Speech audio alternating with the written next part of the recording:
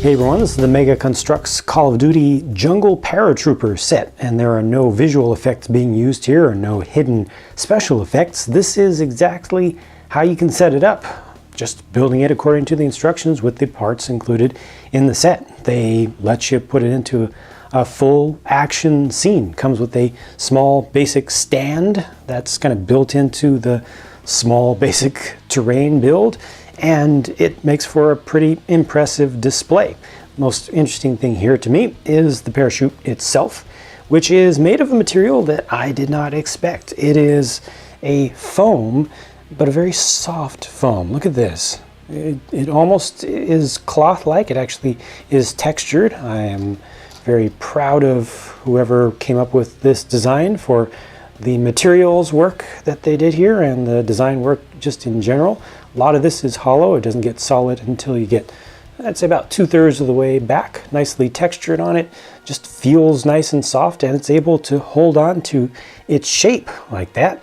It just tapers off towards the rear, so everything is closed off back here. And then the lines here are textured as well. Those are somewhat flexible plastic pieces. Not too flexible though. They do tend to hold their shape, obviously.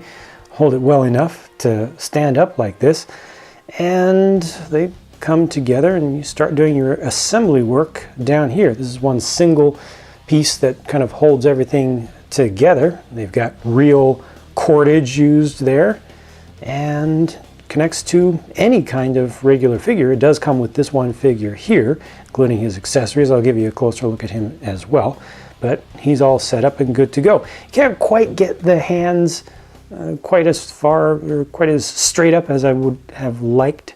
You know, just kind of angling things. Maybe I can kind of turn out the wrist and then rotate this back just a little bit. I'm not sure if that's quite the look that I like, but you know, there's some things that are available to do there. They also even give you a little bit of foliage on the terrain down below, plus one regular stand for the figure. So you know, if you get him to land and you want to display the figure just by itself, they do have one of those, which does fit in with the green color scheme of the rest of the terrain. The way this is set up, they have just a bar that goes horizontally into a hole in the back of the pack, so you can pull him off right from the stand itself, and that's the same type of peg or bar connection that would go directly into the back of a figure if it didn't have this pack on. The pack has a pivot point where everything pivots forward and back, so that allows you to adjust things a little bit.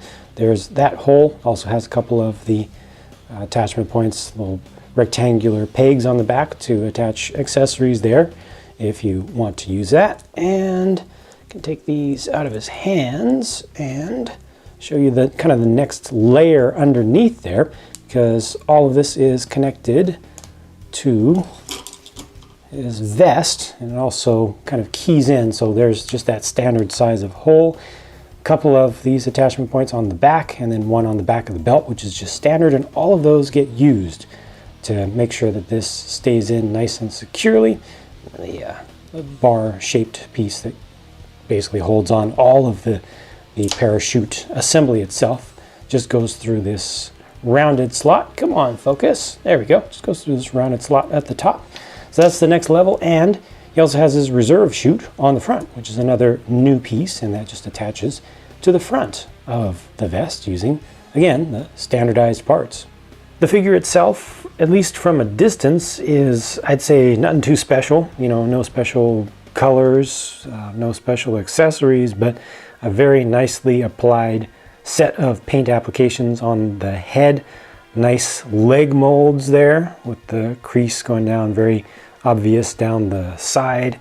And I don't know if they've actually changed their production methodology just a little bit. The parts feel a little bit different to me than they did before.